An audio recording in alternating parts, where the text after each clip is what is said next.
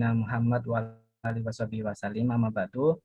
Puji syukur kehadirat Allah Subhanahu wa taala yang telah memberikan kita sebuah kenikmatan kita bisa belajar bersama. Aku belajar kepada teman-teman terkait dasar logika di malam hari ini, agar nantinya ada hal-hal yang bisa kita implementasikan bersama-sama untuk nilai-nilai kebermanfaatan. Kemudian sholawat serta salam tetap tercurah limpahkan kejujuran kita, baginda kita, guru kita bersama, founding father kita, Nabi Muhammad SAW, yang nilai-nilai yang diperjuangkan harusnya bisa kita perjuangkan juga dari sekarang. Harapannya nanti di akhirat kita bisa berjumpa dengan Rasulullah SAW. Oke, teman-teman, di malam hari ini kita sharing-sharing bersama terkait dasar logika. Dasar logika ini katakanlah terkait terkait logis sendiri.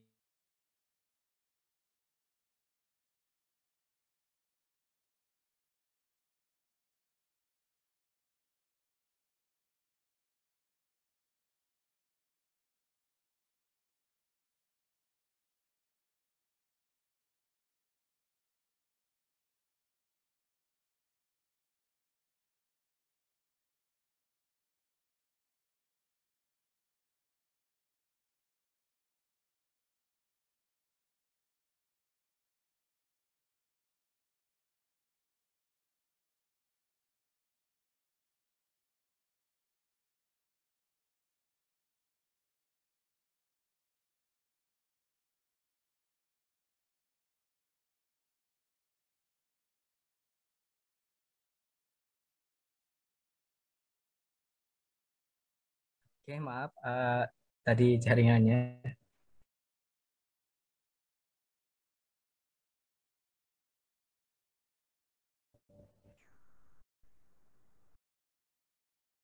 Halo, cek. Suara udah jelas belum? Sudah jelas, Mas.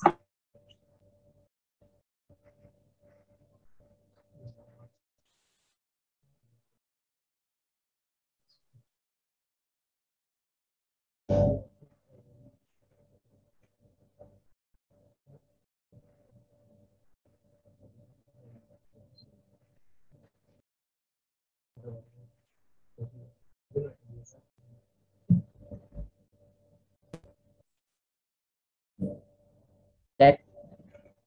Halo. Halo. Oke, sudah lancar. Oke, mungkin aku mengulas kembali sedikit lagi. Jadi terkait terkait materi logical itu pasti teman-teman dari rumpun sains ataupun engineering itu pasti mendapatkan. Tapi ini coba kita bahas dari lingkup cara kita berpikir ke dunia yang lebih general ya, kayak gitu. Mungkin bisa di next.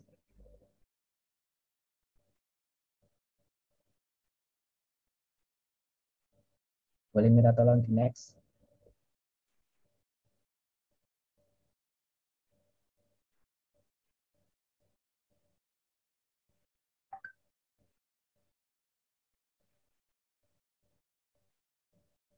Oke, kita mulai dari sebuah tajuk, kepada apa kita berpikir, bahwa ini terkait imajinasi kita, teman-teman. Kita itu mempunyai sebuah imajinasi bahwa Soekarno pernah berpidato di Kongres PBB kayak gitu. Beliau berpidato terkait the new world era kayak gitu, era dunia yang baru kayak gitu. Bukan bukan merek new era ya, teman-teman. Jadi terkait dunia yang baru kayak gitu. Nah, pada saat itu beliau berpidato bahwa ya katakanlah eh, apa ya manifesto komunis itu pernah lahir dari imajinasi. Kemudian ada manifesto dari liberalis, dari yang membuat nilai-nilai masyarakat Amerika itu pada saat itu berjuang untuk kemerdekaan. Nah, terus kemudian ditutup atau dikonklusikan terkait pidato terkait Pancasilanya kayak itu.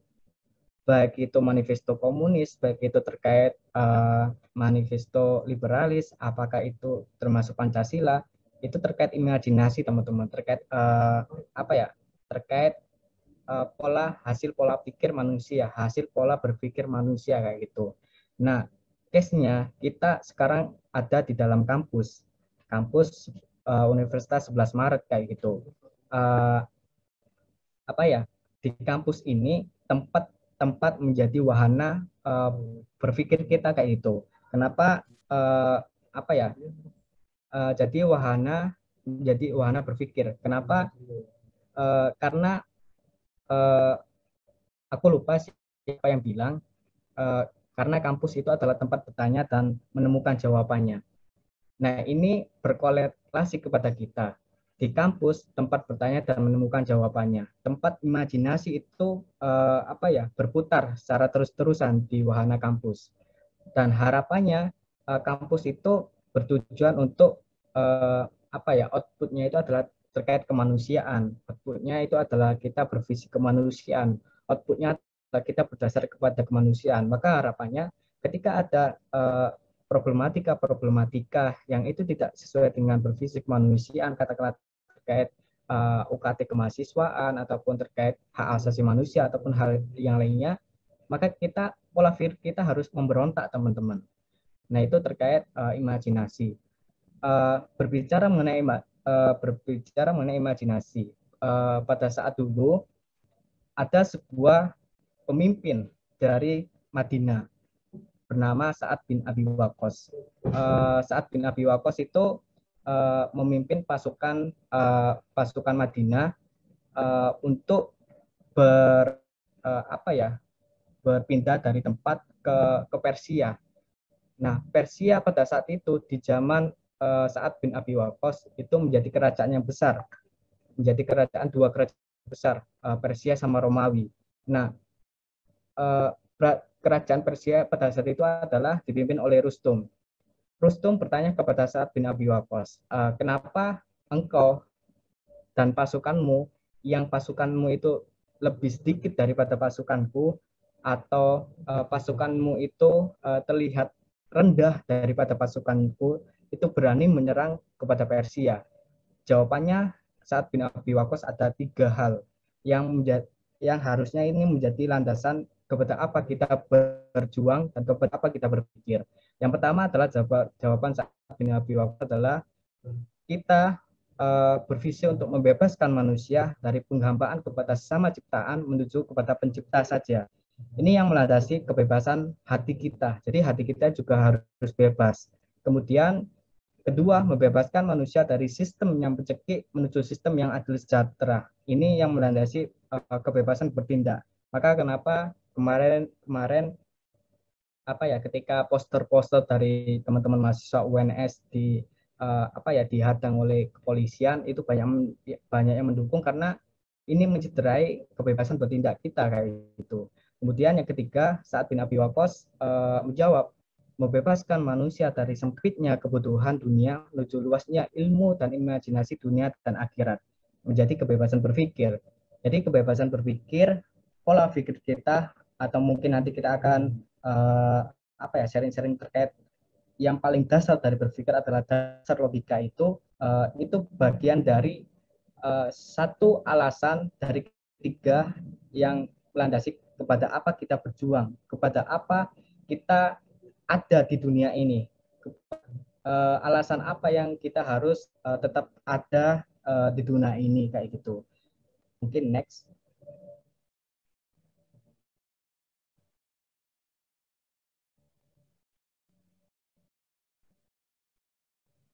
Oke, jadi saya lanjutkan kepada apa kita hadir.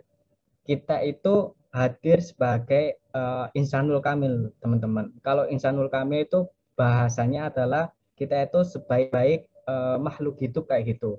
Mungkin ada sebuah apa ya, tabel yang apa ya, yang melandasi kenapa kita itu insanul kamil.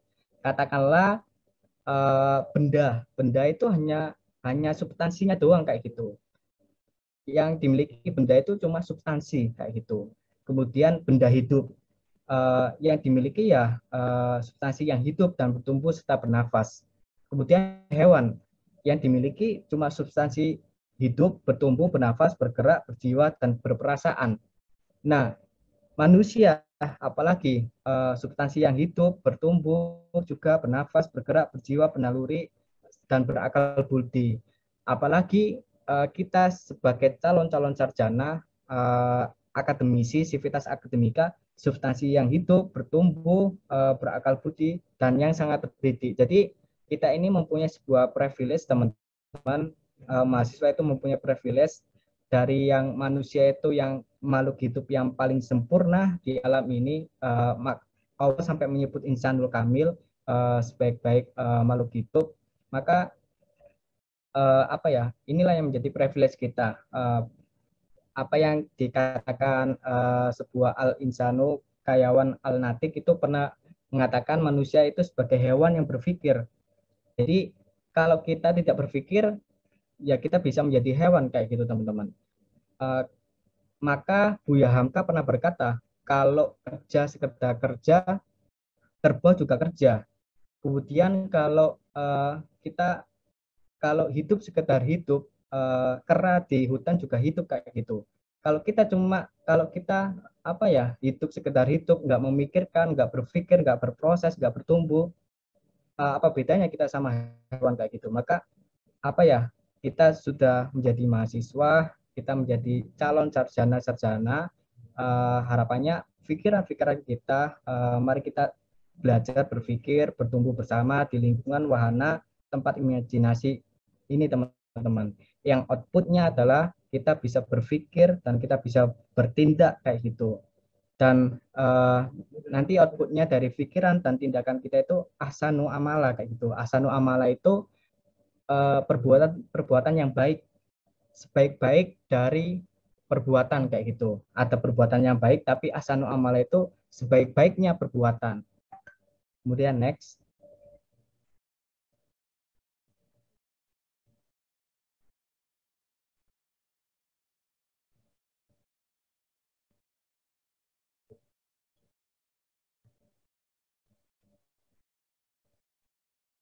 Boleh di next.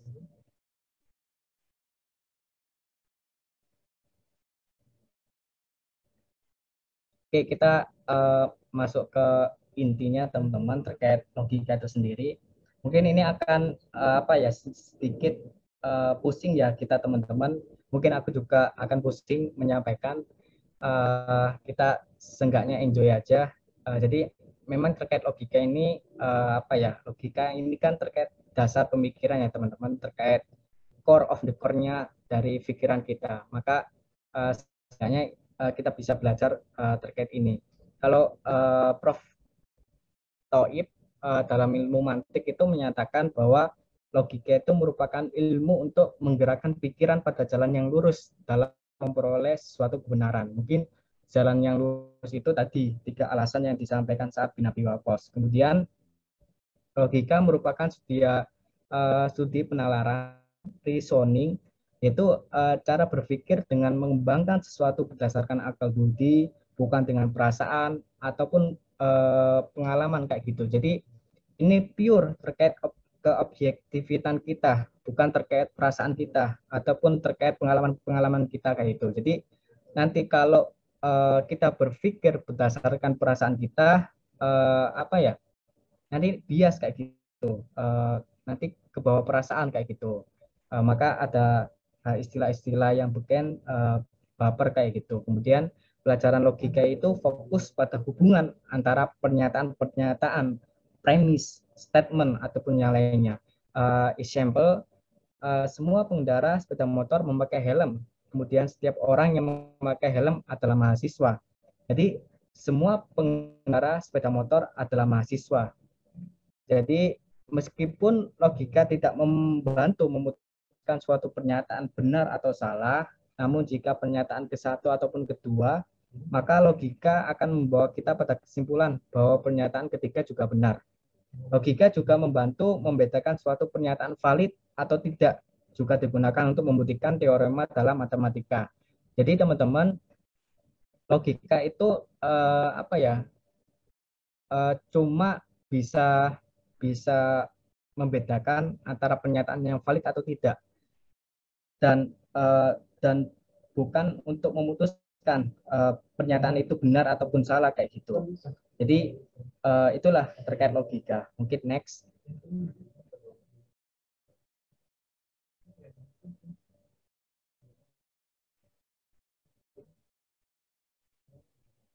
Oke teman-teman, dalam logika itu rumusnya uh, pemikiran, pengertian, sama keputusan. Ada tiga domain utama yang harus ada ketika kita harus berlogika. Yang pertama, inputnya adalah terkait pengertian. Pengertian itu adalah definisi ataupun statement-statement ataupun pernyataan-pernyataan, kemudian diolah menjadi pemikiran, kemudian outputnya adalah keputusan. Jadi yang pertama pengertian, kemudian yang kedua pemikiran kita olah, kemudian yang ketiga adalah terkait keputusan. Harus ada keputusan kayak gitu. Itu valid atau enggak? Itu menurut kita, menurut subjektif kita itu benar atau enggak kayak gitu.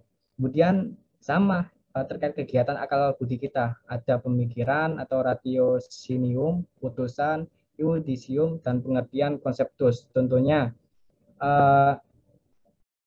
terkait ilmu pengetahuan sangat menyenangkan dan yang lainnya. Tiga keputusan yang disusun dari tiga konsep pengertian, ilmu pengetahuan, matematika, sama menyenangkan kayak gitu. Next.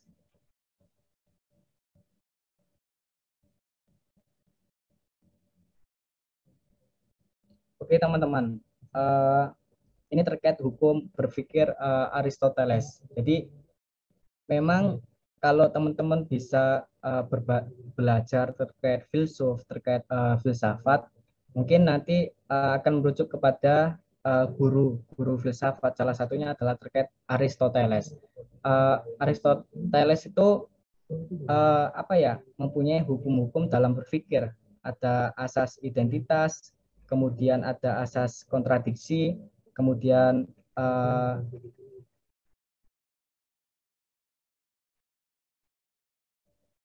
kemudian ada asas pengecualian kemungkinan ketiga, kemudian ada alasan yang cukup. Nah, dari keempat alasan itu yang melandasi apa ya?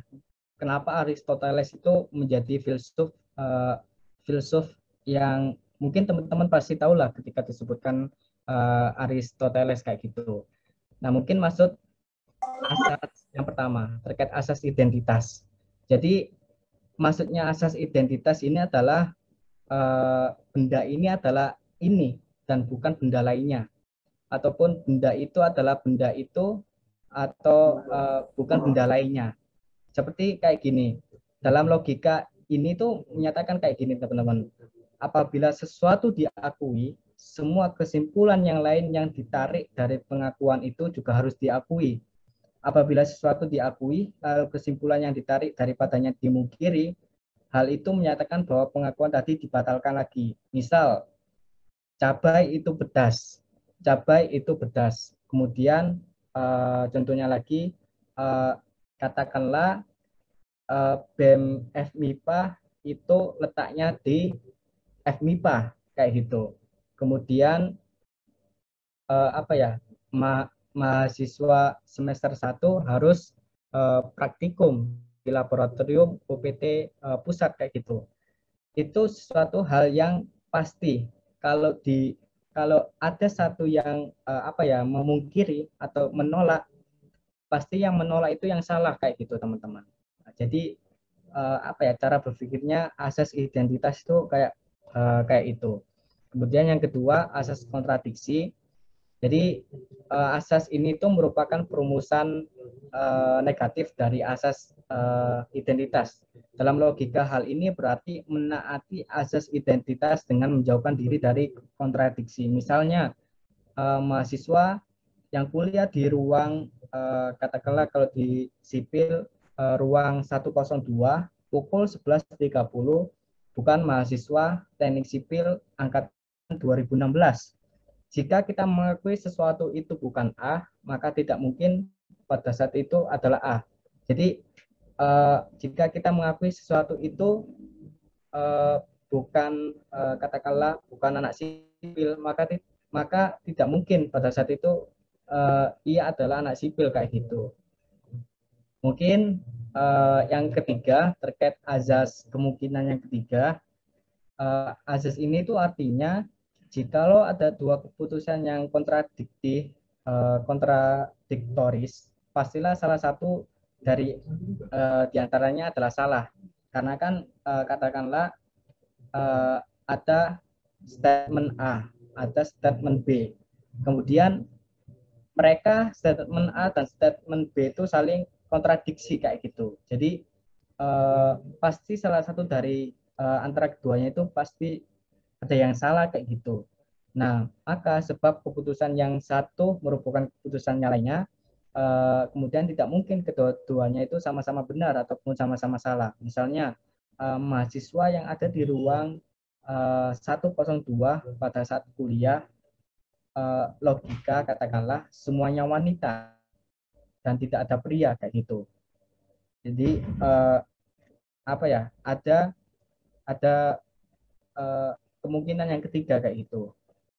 Kemudian ada asas alasan yang mencukupi.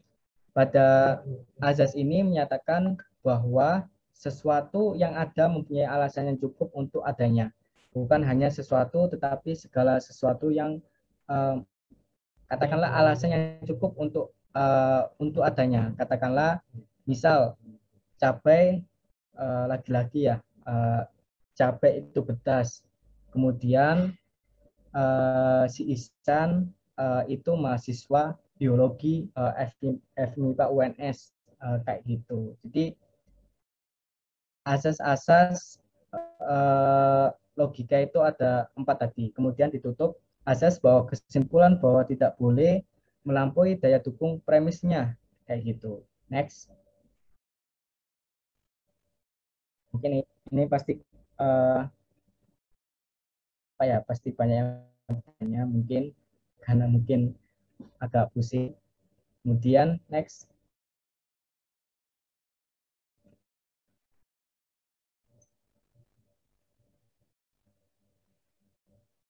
Oke, ini terkait deduksi sama induksi ya teman-teman.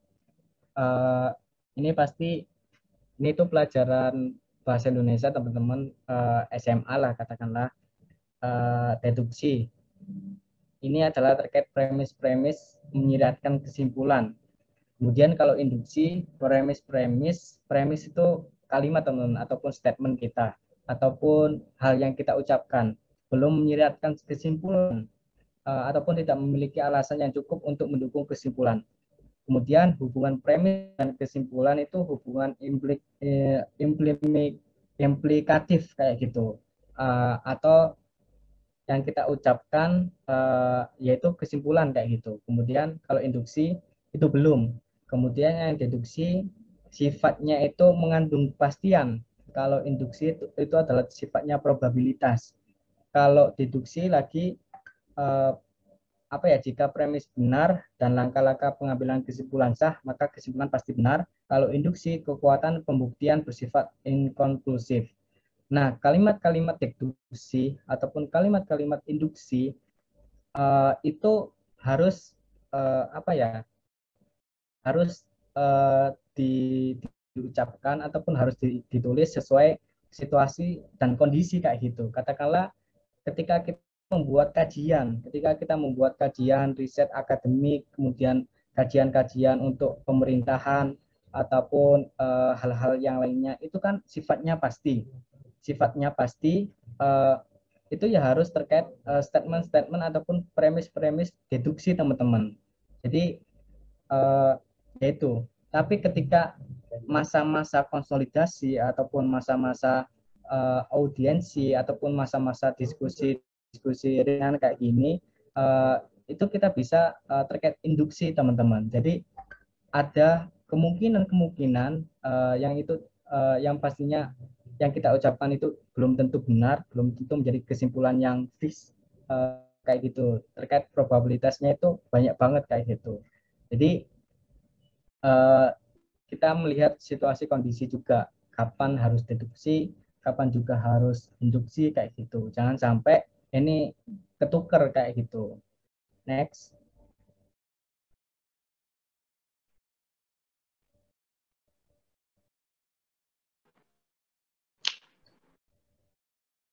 Oke, selanjutnya ini terkait silogisme. Jika M sama dengan P, S sama dengan M, maka S sama dengan P. Kemudian terkait validitas dan kebenaran teman-teman. Yang pertama terkait validitas.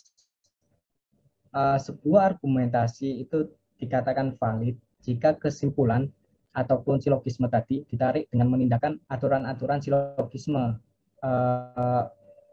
Valid menyangkut aturannya. Kemudian ketika itu bisa benar, maka benar berarti kesesuaian antara pernyataan dengan fakta, benar menyangkut isi argumentasi, kemudian menyangkut faktanya juga. Misal katakanlah apa ya? Misalnya aku tanya teman-teman, biar ada dua arahnya. Teman-teman lebih enak apa ya, yang diomongkan oleh orang ataupun yang ditulis oleh orang itu valid atau benar? Mungkin salah satu bisa apa ya, berpendapat.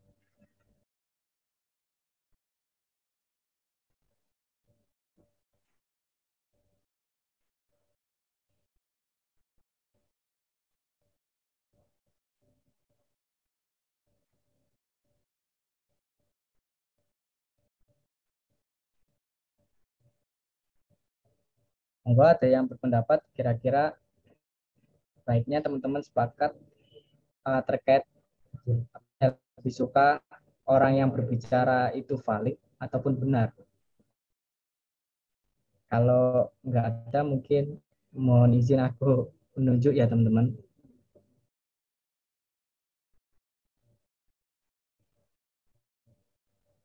Mungkin Hesti Pratiwi.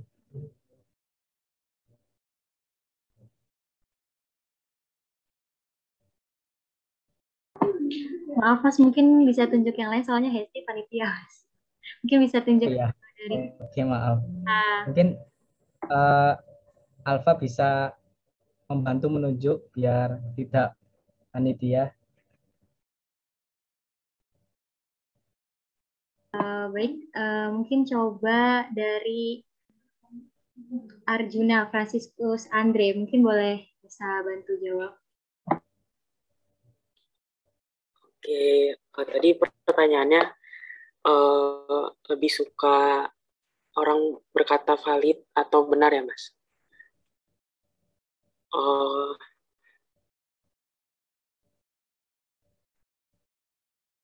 Kalau aku pribadi mungkin kalau udah ngelihat definisi di sini mungkin aku lebih suka uh, valid sih. Soalnya kalau valid itu kayak bisa diukur gitu dari argumennya. Kalau benar kan berdasarkan fakta. Jadi kalau nggak tahu faktanya nggak bisa diukur gitu.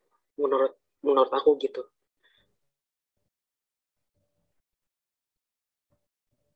Oke, terima kasih Franciscus atas pendapatnya. Jadi itu teman-teman apa ya, terkait validitas sama kebenaran. Jadi mungkin harusnya kita itu lebih lebih apa ya, lebih condong terkait ke validitas teman-teman. Kita flashback ke hal tadi terkait kalimat deduksi sama induksi. Kalimat deduksi kan terkait hal-hal yang valid, terkait hal-hal yang pasti dapat diukur, kemudian hal-hal yang dapat dipertanggungjawabkan. Kalau kalimat induksi itu penuh dengan peluang-peluang kayak gitu, penuh dengan probabilitas ataupun penuh dengan berbagai fakta-fakta yang saling kontradiksi kayak gitu. Misal nih katakanlah kalau kata A menurut faktanya itu terjadi kayak gini, kemudian menurut B faktanya terjadi kayak gitu kayak itu kan sudah bias apa ya, saling kontradiksi ya teman-teman.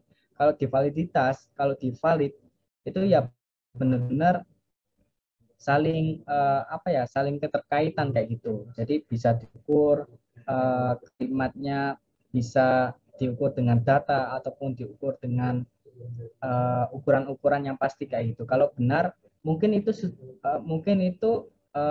sudah sesuai fakta, tapi itu belum tentu valid kayak gitu. Ya misal katakanlah eh, cabai, ini lagi-lagi cabai ya. Cabai itu pedas.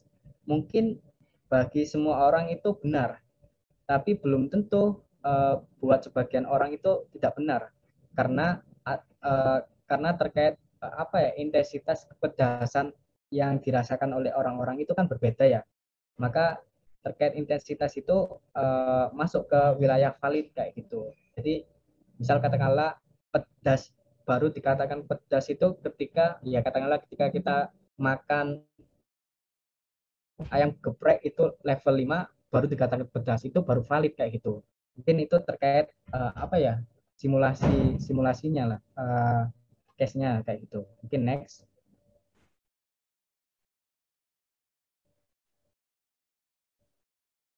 Oke, ini lagi-lagi terkait apa ya, ada premis tersebut.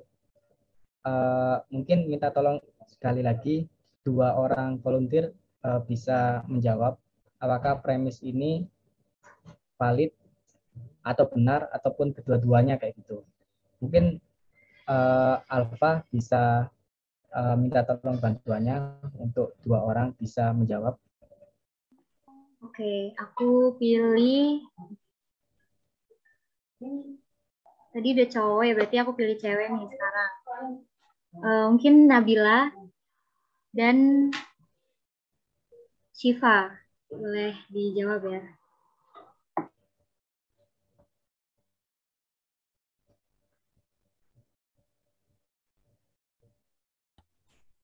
Iya, ini suara aku apa kedengaran, Mbak?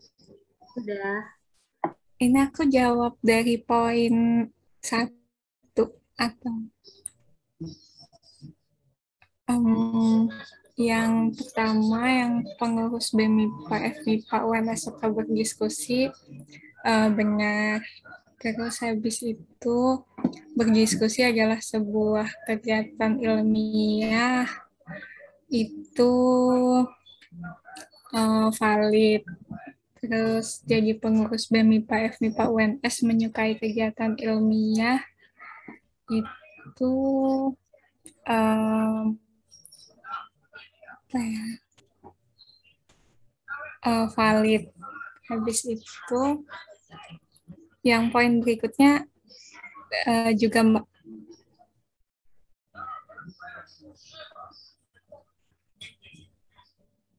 Bagaimana Mas Arifin? Oke, langsung ke yang volunteer kedua aja.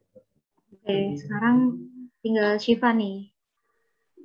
Ya Mbak, apakah suara saya masuk? Iya, masuk.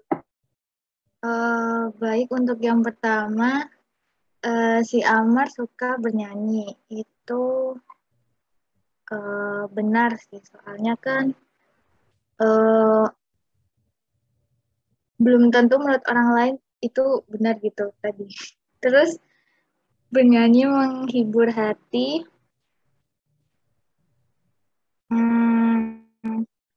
Valid. Jadi si Amar suka menghibur hati.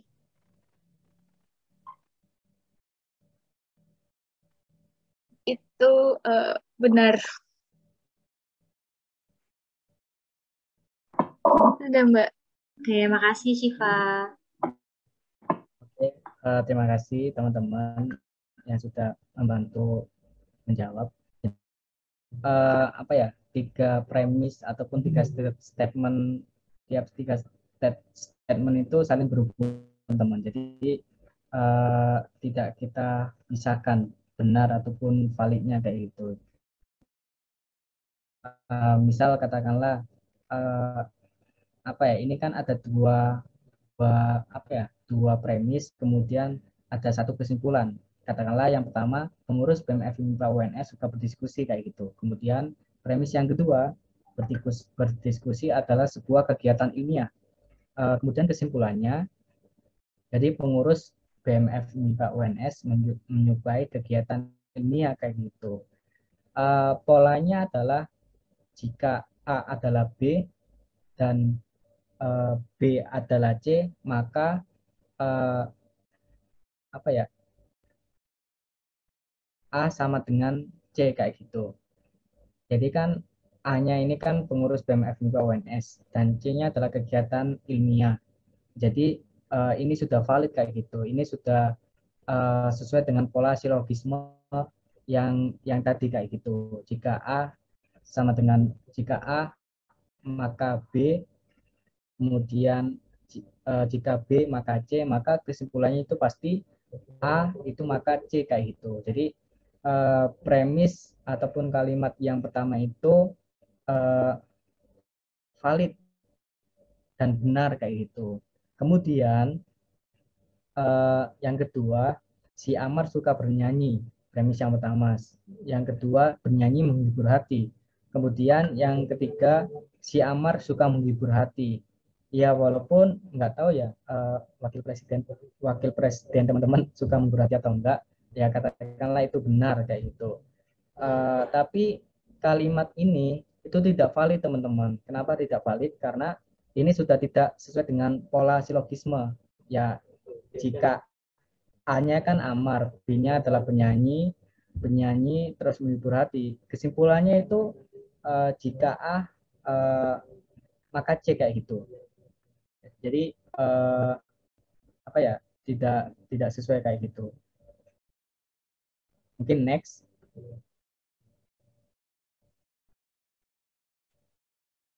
Oke, ini terkait 4 teori kebenaran. Yang pertama adalah terkait teori korespondensi. Yang pertama, sebuah pernyataan adalah benar jika isinya itu sesuai dengan atau mencerminkan kenyataan sebagaimana adanya. Ini pasti dapat dipahami. Kemudian teori koherensi, kebenaran adalah kesesuaian sebuah pernyataan dengan pernyataan lainnya yang sudah diterima sebagai benar. Jadi jadi apa ya? Ini yang kita alami di musyawarah kayak gitu. Jika kebenaran yang disampaikan oleh orang banyak itu banyak, ya pasti kita akan dapat menyimpulkan bahwa itu benar kayak gitu. Kemudian teori pragmatik, yang benar adalah efektivitas tujuannya. Jadi tujuan itu pasti benar kayak itu.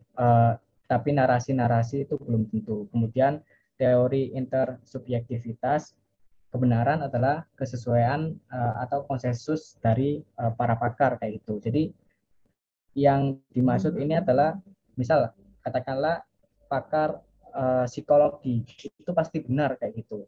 Apa yang diucapkan walaupun itu asal ucap aja pakar psikologi. Kalau kalau menurut kita itu pasti benar.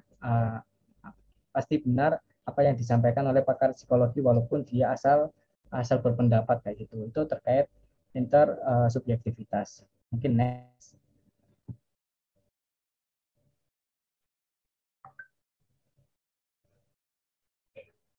Oke, terkait fungsi bahasa, ini kalau kata Irving M. Copy, fungsinya adalah fungsi ekspresif, fungsi yang menyatakan emosi ataupun perasaan, tidak ada kualifikasi benar ataupun salah. Jadi ya terkait ekspresi kita keseharian teman-teman, terkait ekspresi emosional kita, sedih, senang, ataupun sabar, ataupun emosi, itu kan benar atau salah. Mungkin katakanlah kita kesal, itu bukan berarti itu salah, tapi bisa aja kayak benar kita itu harus kesal kayak itu terkait ekspresi kita kayak itu. Kemudian fungsi informatif, fungsi yang menyampaikan informasi, ada kualifikasi benar ataupun salah. Jadi kan ada informasi yang katakanlah bisa diukur benar ataupun valid kayak gitu. Kemudian fungsi direktif itu fungsi yang memerintah kayak gitu. Next.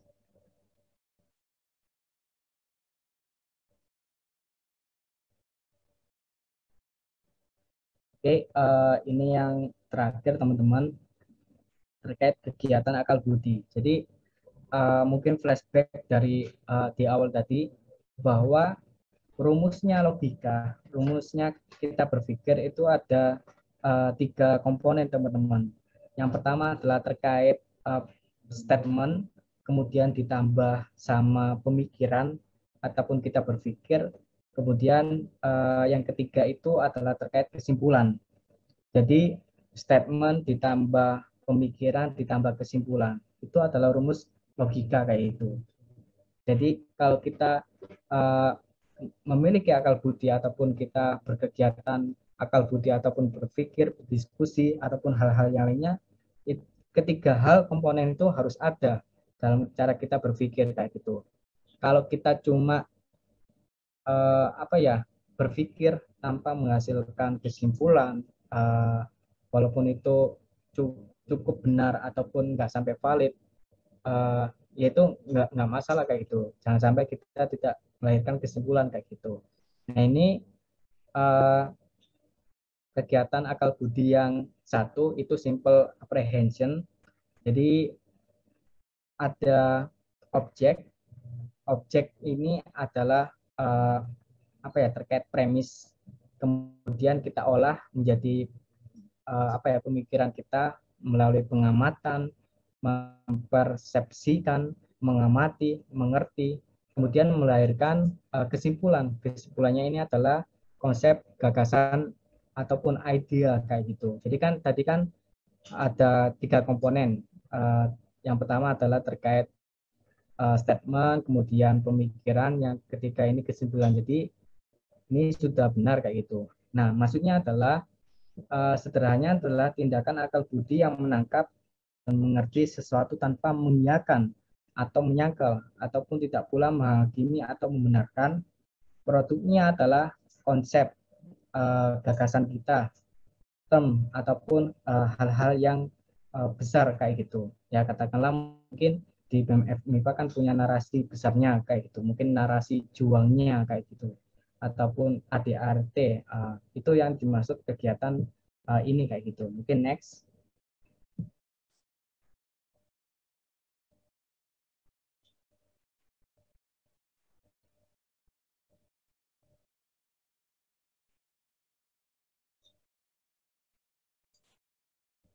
Oke, yang kedua adalah terkait level yang kedua itu kita sudah mulai menjudgment ataupun kita bisa melahirkan keputusan.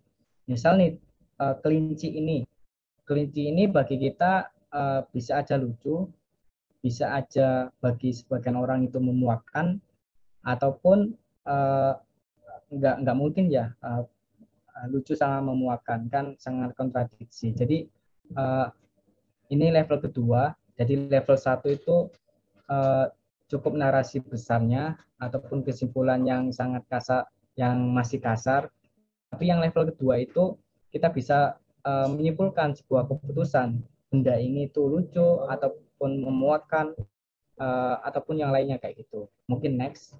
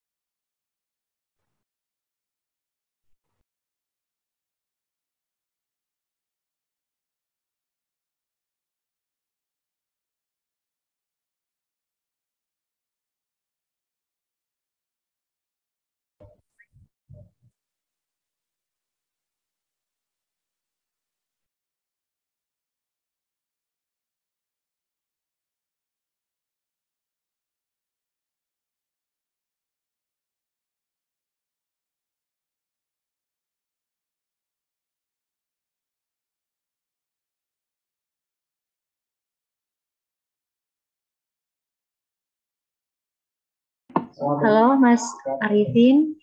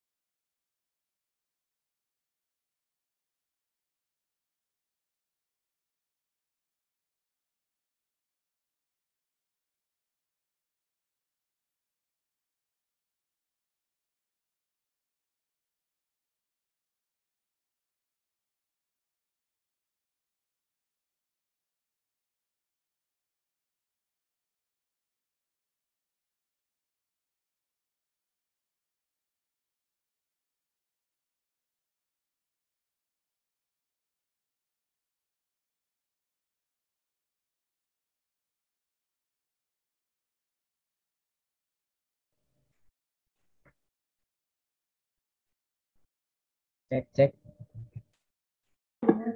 Ya, masuk, Mas. Oke.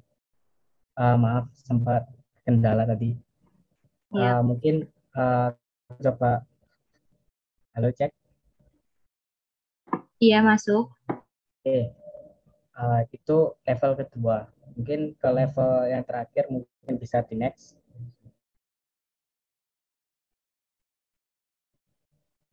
Oke. Ini terkait level yang terakhir adalah kegiatan akal budi. Bagian yang ketiga adalah penalaran ataupun reasoning. Katakanlah ini kayak tadi lah, manusia itu makhluk jenius, kemudian Amir adalah manusia, jadi Amir adalah makhluk jenius. Tadi kan aku sempat apa ya, membuat challenge lah kepada teman-teman, yang kalimat-kalimat yang aku tawarkan tadi itu kalimat yang benar ataupun kalimat yang sudah valid, ataupun hanya benar ataupun benar dan valid kayak gitu. Itu kan masuk ke hal-hal argumentasi. Dan itu teman-teman apa ya, maka harapannya teman-teman ketika teman-teman berdiskusi ataupun ke teman-teman berkonsolidasi ataupun teman-teman apa ya, yang sharing-sharing ataupun hal-hal yang lainnya, itu seenggaknya bisa dua hal tadi, benar dan valid kayak gitu.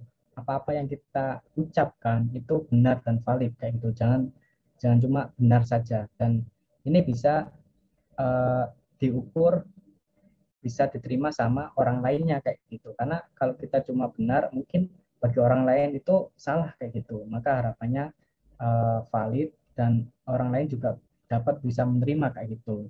Nah, manajemen itu maka perlu kita latih terus-terusan agar harapannya ketika apa yang kita ucapkan sebagai pendapat kita di forum-forum ataupun di musyawarah ataupun di hal-hal forum yang lainnya itu bisa diterima kayak gitu. Mungkin cara pembelajarannya itu ya perlu waktu, perlu pengalaman kayak gitu. Itu sih, nggak cepat juga apa yang kita mendapatkan mungkin langsung diterima. Itu seni lah, seni berdiskusi ataupun seni berpikir ketika kita ucapkan itu pasti diterima itu. Mungkin next.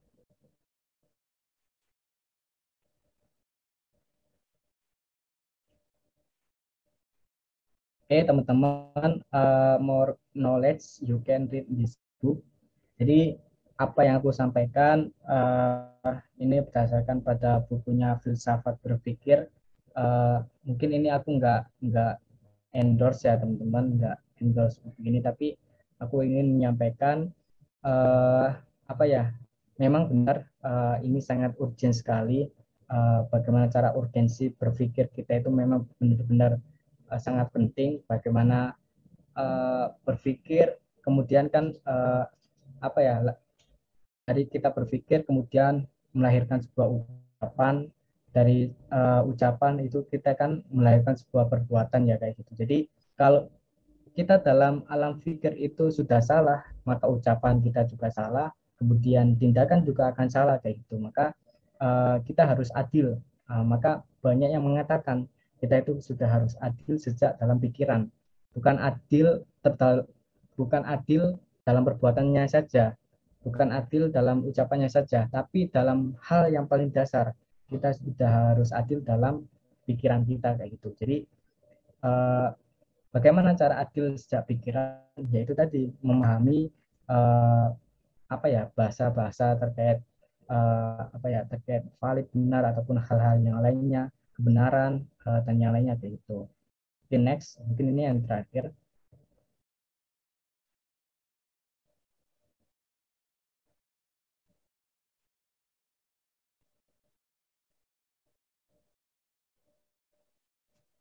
Oke teman-teman, ini aku apa ya, pesan kepada kita semua dan bisa menjadi reminder buat kita.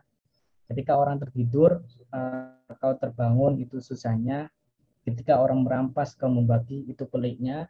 Ketika orang itu kau bertanggung jawab itulah repotnya.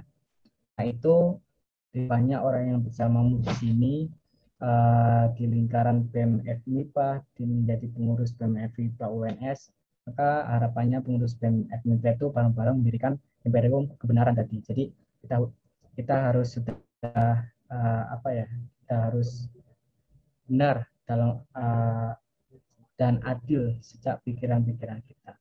Ini itu dari aku, mungkin ini sangat apa ya, dalam tanda kutip sangat memuakkan memang terkait materi logika ini teman-teman, tapi itu